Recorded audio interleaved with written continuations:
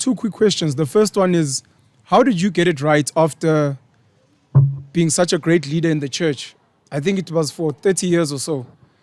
How did you get it right to still be able to retain your mental integrity from your ancestors, to be able to have that spiritual revolution without being contaminated deeply beyond repair?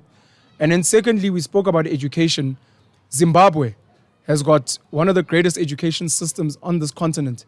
And yet, to what you were saying earlier, the people it seems like that colonized education infiltrated their minds and they have now left their land to come to places like South Africa. All right. If I forget on the Zimbabwe one, you remind me. I want to respond to the first one first. How did I get it right? I did not get it right. I just became selfish. I did 30 years of thorough work with the church, and I gave myself a retirement. I closed books and I decided it's time to focus at me. I've been having questions for the longest of time.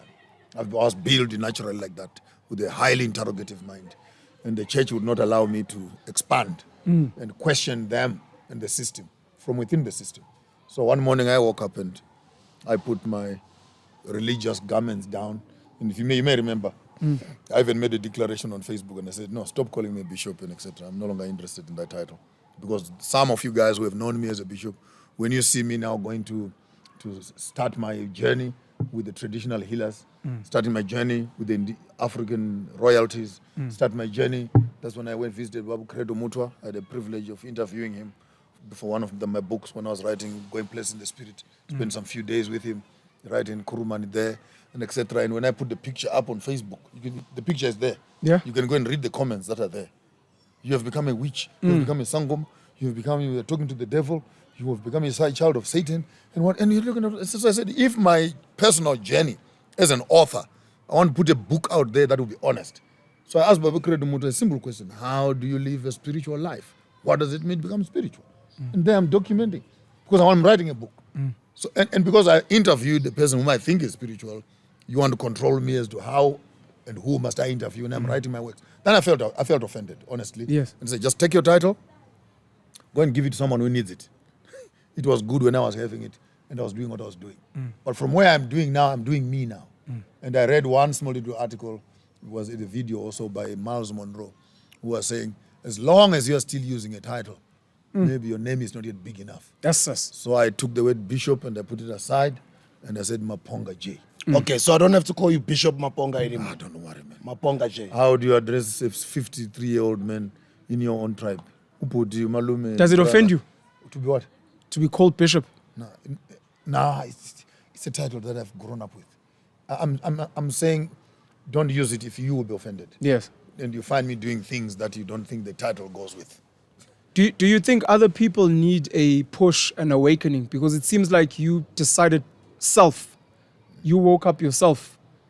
Do you think that some other people need it, or do you think it's enough to just live? And those that are ready, like the students. I'm watching Usbusiso Liope now going through his own journey. It's confusing a lot of people, and just like they are criticizing. Why is your hair like this? He's going through a journey, and I'm just trying to figure out, does he speak about his journey, or must he just exist and be? And then those who are ready will come and show you're themselves. even lucky that he is sharing it with you. Yeah. He does not owe nobody an explanation. He doesn't need to tell nobody what is happening. I mean, hell no. You got your own problems. She got her own problems. You got your own problems. Everyone's got their own issues. So what makes you think that you want to know what's happening to me?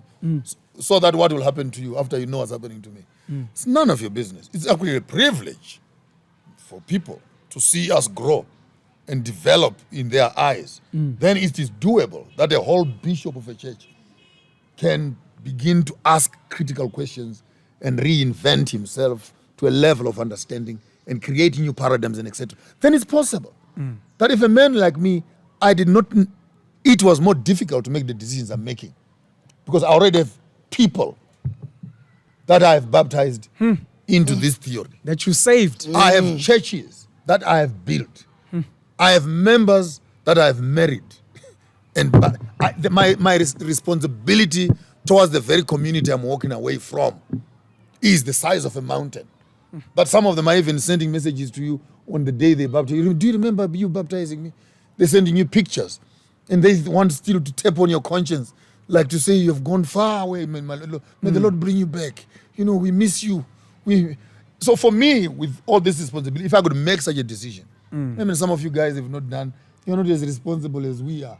It should be much easier to make a decision that is selfish for personal development. So yes, it's not for anybody. And I felt I was dying from inside. I felt like my brains were going to explode because I was being pushed into a corner of so much colonial education and religious expectations where you're supposed to do this and this. Jesus is coming again. If you don't do this, then I was losing my brain.